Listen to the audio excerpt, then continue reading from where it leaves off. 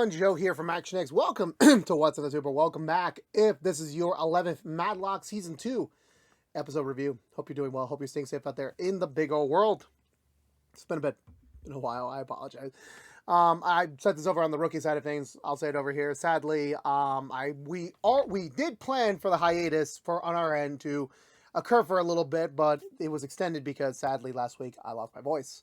And when you lose your voice, you can't speak. So I'm like, I can't really do an episode review without it. But I do apologize. I know we were a couple episodes behind.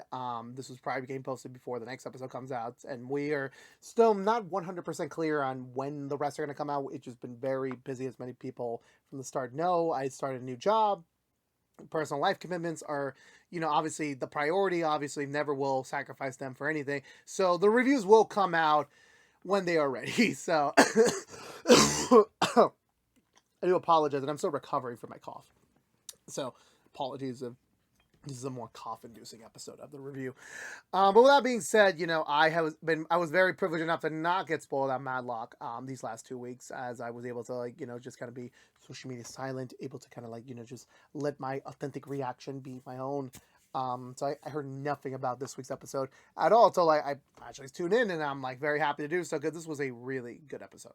I don't quite think it's the most progressive episode. It definitely feels like we are in a bit of let's take a pause, kind of see how everything's at right now with our characters before we go into the next major push of the show. Which again, by the time they end this episode, it feels more like a lukewarm, this is next week's episode, let's pivot to that, instead of this big game changer moment.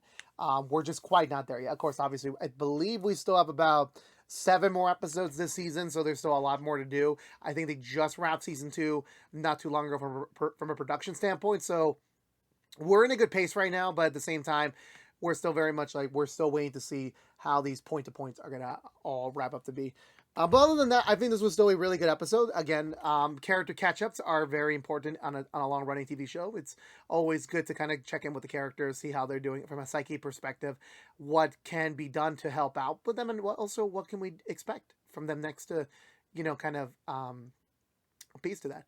But with all that being said, let's go through the Butcher recap and talk about this week's episode of Matlock. So we begin with Maddie in a rental car. Apparently now that, Julian and Olympia are now part of the charade. I guess now it's become time for her to get a car of her own. No longer needs a driver to kind of peer around. The two people that would probably be most sneaky of her is, within their sight. So she has a brand new rental car. She's excited about it to Olympia. They're about to begin their latest scheme to get into the knowledge bed of, the original research study that was buried long ago. And they're ready to progress on that, and that all starts with Maddie and Julian performing another performance. This time, Maddie playing a much more elderly woman being rear-ended by Julian's car. The two are in the middle of a commotion, but thankfully, this occurred in front of the law office that they're trying to pivot, as this was the same law firm that assisted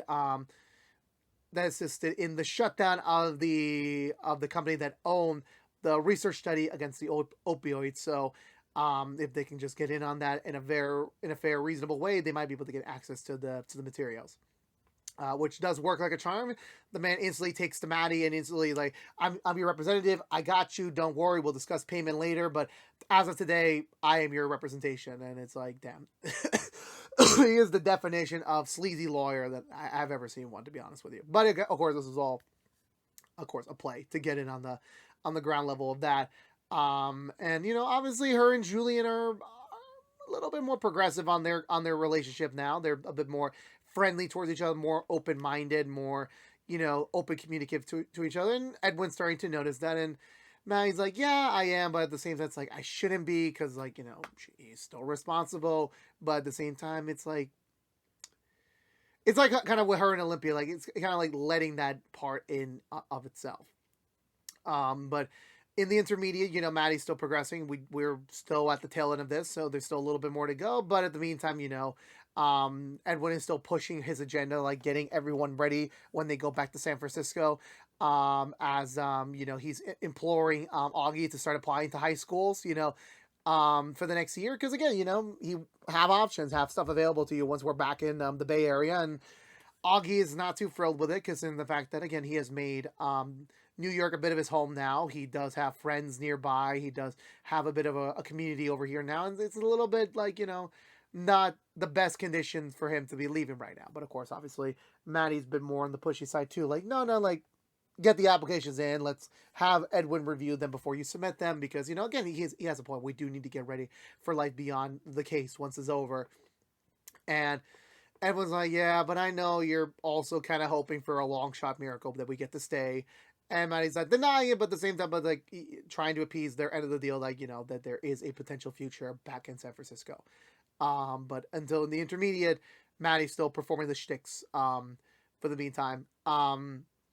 We cut to the office where the new guy, the bro, is, sliding in a little bit correctly. They're working on their next big case right now, which is a landlord Mongo not appeasing to proper, supposedly proper codes and building regulation that resulted in an entire building collapsing on each other, which resulted in deaths, resulted in injuries, and obviously the clientele is trying to get repayment from him for his actions, but of course, obviously, that's a much more bigger fish to fry right now of it.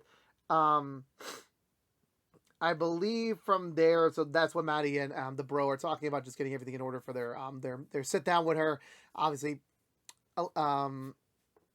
Sarah's just hearing, again, missing that whole vibe when she was in on those conversations. But, of course, she's squarely planted on Team Julian right now, which, again, with the merger coming up, the merger questionnaire advisor is still doing her rounds, still trying to figure out who should stay, who should go, who do they need to let go, and all that sort. And, that's still prevalent in the field right now. And, again, they're just doing their damn best to, like, survive point A to point B. So I believe from there we head over to where do we go over? I believe we head over back to I forget where we head over to. I believe Maddie is like still playing around with the lawyer, immediately like trying to be the sweet old lady who got injured, and the guy's like, yeah, I know you're not fully injured, I know that, but we need to really sell it for the court. We'll falsify some medical documents. We'll like make sure we'll make you as presentable as possible. And even when Maddie's looking around, she's like, how do you keep track of with all this case files if you're working solo? And he's like, oh no, I have a system. New cases go on top, old cases go on the bottom, and anything else that isn't there, it isn't there. And it doesn't seem like he get a lot of cases, so the likelihood of that medical group being present on there is pretty high on the list right now. So I think from that point on, we do go back to the office. I'm jumping around a lot, but I know Maddie does speak with the primary client, who was not physically part of the injury, but she was taking care of her sister at the time, and her sister is now disabled because of the accident. So now she is spending all of her free time sacrificing a lot of what her life was to take care of her sister and making sure that she has a support system safe and sound right now at the moment. I believe from there we get back, but so there's a bit of a causation there to make sure that this man pays for what he has done right now. I believe where am I forgetting? Yeah, I know Shay's back on this case, apparently, even though they got the win last week.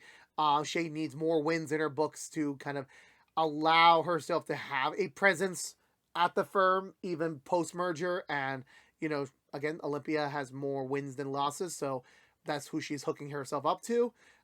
We get to the court. It seems to be going well for Olympia, kind of, setting the motion for it. Sadly, she does lose her main track of evidence, which is denied by the judge. But she does pivot to like, okay, we want the financial records. If you're not going to give us this, we need this. We need at least a fair amount of evidence on our side in order to be able to judge this case fairly, which she does allow, because it's a fair point in that. As soon as she comes outside, the prosecutor from last week's episode, is back, but this time he's just hanging around the courthouse just for another case. And it seems like him and Olympia are kind of getting along a little bit well. So it seems like, maybe she's got that post Julian vibes finally starting to ring for her. Her and Julian probably won't get back together at any point in the future. But again, this is a pretty good sign for her. She does use a little bit of jokiness around him, but sadly, The judge of her case was nearby, apparently. That's his mom. So kind of awkward, and again, like, he knows it's a joke, but she does not. She assumes that she's throwing her son an insult. Not gonna go well. It's not gonna go well for you, Olivia. Not gonna go well for you. But we'll get back to that momentarily. Um, I want to say, if we're forgetting, I'm trying to remember if we're forgetting anything specific. I'm trying to go in the sequential order. I know eventually Shake does chime in on that. It's like, yeah, you having some sort of flirtatious vibe with the judge's son, who's also a lawyer, and she overheard you saying a joke, is like not the best thing in our court right now. Now we gotta really pivot on making sure the evidence is there for the time being, and also making sure the jury does really resonate with her story and trying to build this down as a result. And when they do get to the court for the first time, sadly, the first downside of this is that the defense immediately showcases the rent checks, and on the rent checks, it is clear that that she was being very positive light about the larger landlord. And she does mention, yes, I did it at the time because I wanted him to feel like a big shot, so that maybe we can get some accoutrements for our situation, but which does work sometimes, which it didn't work sometimes. But he's like, yeah, but like, this is paperwork, this is your handwriting that paints the landlord you're trying to sue in a good light. So again, do we have full authenticity that you were fully like, this was your angle, or was this a completely different story? Again, like, sadly, verbal can change, written cannot. So I think from that point we go back over to so sadly her credibility has been shot, so now they got to pivot to another direction, which is of the construction material as their next point. Maddie and Julian try again with getting in to resume their act with the lawyer, initiating a meet down with the three, with hopefully Maddie to be able to like get kicked out of the room, so she has a reasonable chance to get into his files to find the specific medication one. Which everything seems to be working out pretty well. They're doing well with the banter. Maddie manages to get into the cabinet. She seemingly finds the file, but Julian and the lawyer do get pretty heated, and he's like, "Yep, nope, that's it. I'm going to be 100% like proving you wrong. I'm going to take you to court. That's it." And of course, obviously, Maddie's still looking for the file, and Julian's like, "Okay, I got no choice." So he breaks the nearest thing near him, which is a urn with the lawyer's father's remains, which is, again, wonderful, to say the least. So, yeah, so obviously now he's even more pissed. Obviously, Maddie has to drop the whole thing to kind of like recoup everything. So she loses her opportunity to get the file. And sadly, Julian did snort some of the ashes up his nose, which I'm like, not the worst thing I've seen when it comes to ashes in that media. I think number one would be Due Date, with Robert Downey Jr. drinking the coffee made of the ashes as like the cake on that one. So yeah, that was probably number one. But this is a close number two. Doesn't work out well, but Maddie still like breaks the ice with Julian, like laughing over the whole like ashes thing. Like, may have not gone their way, but it's still pretty funny to look at as a result of it. I don't think where we go from there. Do we go back to court? I know there's a scene where Shay speaks to. Well, there's two senior interactions this week. We have senior talking to Olympia about her confessing a couple weeks ago to the revelation that like, it was me. I'm the one who organized the votes against you.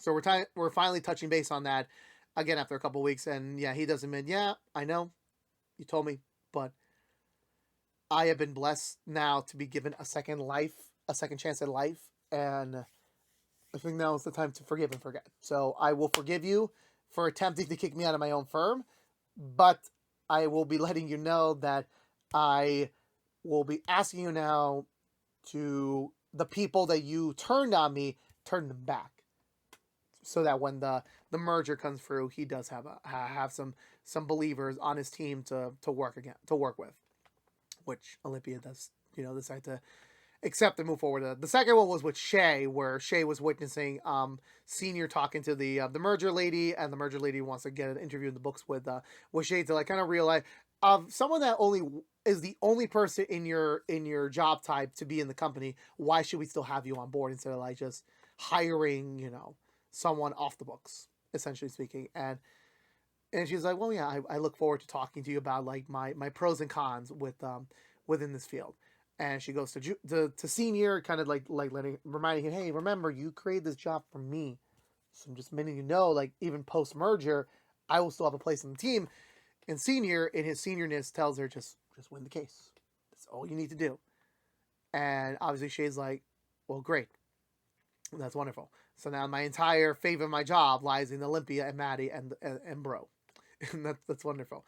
They do get access to the financial files, and Bro is tasked to kind of go through it, comb through it for any miscellaneous, like any suspicious transactions, cash withdrawals, anything of the sort to kind of prove their case. They have the construction manager speak down. He does admit, yeah, there were a couple of shortcuts they did take to kind of save a little bit of money, but they were still within code. They were still in regulations. But, however, sadly, because, again, they cannot prove this physically in court, only just, like, the bare essentials, it is not enough to, like, kind of turncoat the entire jury on their side on this one. It's not. So, sadly, that also gets thrown out of the window with that as a result. I believe from there we head over to, where do we go from here? Yeah, I forgot what's going on. Yeah, I forget. I'm really gonna remember right now. I know Olympia does have another coffee meeting, or attempted coffee meeting with the lawyer, the son of the judge, because she's like really like getting the vibe of like, yeah, this judge is now doing everything against her to punish her. Which, again, as a judge, even though yeah, it's her courtroom, she should be a fair, neutral, balanced person. But in this case, she's using her personal emotions against Olympia. So she's trying to talk to the son about like maybe talking to her about, hey, look, just letting you know, Olympia's a good girl. Apologies, a good person, a good woman, good good lawyer. Like, don't penalize her for anything. And he takes it the wrong way. It's like, it's kind of telling me you're telling me to do something, and that would be held in contempt of court. So I'm like, I will not be doing that. I won't be saying anything, but please let's make sure this doesn't happen again. And he leaves very very obviously upset, and obviously Olympia's like, well, damn, that was like kind of my only real saving grace on that one. So I believe from there we head back over to the pair. I believe we head over to where do we go from here? I know Maddie does have another sit down with Julie about like their next steps. Maddie's gonna try to get back into the firm, because actually after that incident with Julian, he's no longer representing her, because now it's turned into a personal lawsuit against him and Julian. So now Julian's the one getting fully sued. So this is wonderful to get himself out of it.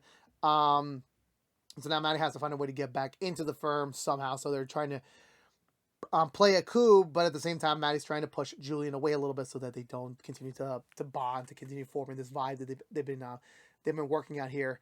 So I believe from there we go back over to, where do we go from here? I believe we go to no, not Julian. I'm trying to remember exactly. A bro does come up back with the financial findings. There was a lot of Visa vanilla gift card purchases during this period. This might seem like the way, like he probably got some hush money sent to somewhere else without having an official transfer to kind of keep things off the books 100% speaking, but it's still recorded. So this had to be the way in to like be able to like get this situation taken care of behind the scenes. So now they have it, they're like, boom, this is what we need, let's move forward with this. So from there, I want to say they go back to court, they put the landlord on the stand, and Olympia manages to get this fully inserted into evidence. And the guy doesn't deny it, but it's not for the way he thinks. Apparently, he did feel guilty of everything that happened, so he did make these $5,000 gift cards and dropping them off at people that were affected to help them out during this time off the books. He's admitting guilt, but not legally admitting guilt. And obviously, their client is a little bit torn, because like she was happy with the donations. It definitely helped her out during this troubling time, and you know, it was great to have this extra wad of cash in her pocket. But for it to come out of him, she's kind of rethinking her approach to this entire case. So definitely now this is a little bit concerning for the larger team at play here. From there, I want to say we head back over to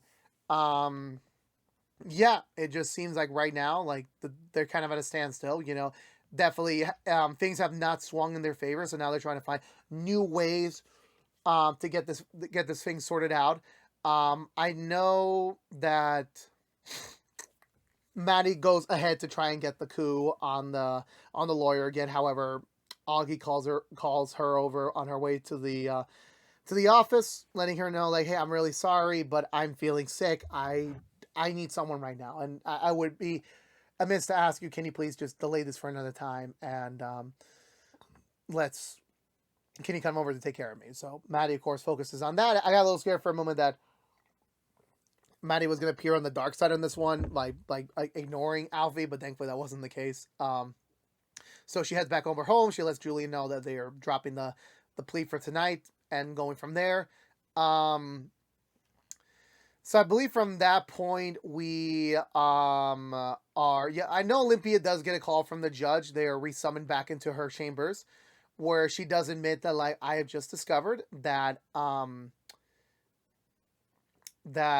what did he say? That apparently something has happened.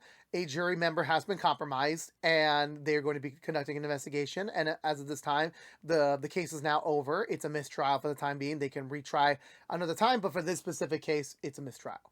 Which again isn't a full win, but it's still definitely like there is still room in the future to come back to this case. Which she does call up the son, letting him know like, again, no, I apologize for that, and I would like to officially take you out for coffee. And of course, the guy's like playing coy. He's like, oh, is this going to be a coffee or a coffee date? And again, Olympia's like playing coy. He's like, no, it's just going to be a coffee, just a coffee between two colleagues. That is what it is. And he's like, okay, looking forward to it. Julian kind of walks in at the wrong time. And like, again, like, I'm pretty sure they kind of let their feelings for each other, like, left the bygones. But, at least, again, they're moving forward from this. And that's when Julian fills in Olympia that like, yeah, no, Maddie had to back out of the attempted file case nabbing. So sadly they're back to square zero right now, but they're not quite done just yet. I completely forgot there was a whole thing where Sarah is getting an official office, her own standalone office next to Julian's team to make the transfer official. And even though like this is what she always wanted her own office, her own area to work in, that it's coming at a cost of like losing her connection to her work family. That she won't be able to see Maddie that often. She won't be able to see Olympia that often.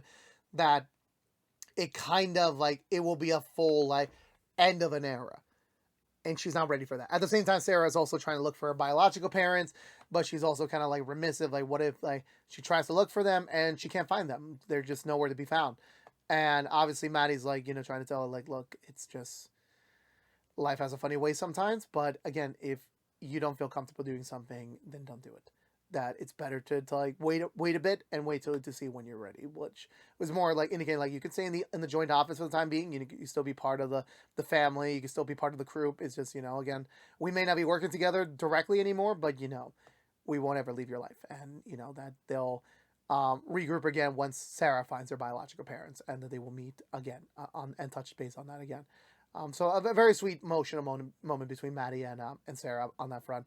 Um, Maddie does return home. She takes care of Alfie. Alfie does finally bite the bullet and does all the application, but his friends also call him up to like ask him how you doing, how's it going, is everything okay? And obviously, it's a bit of like he's accepting he might have to go back, but at the same time he's still got a very solid support system. So okay, it could go either way as a result of it.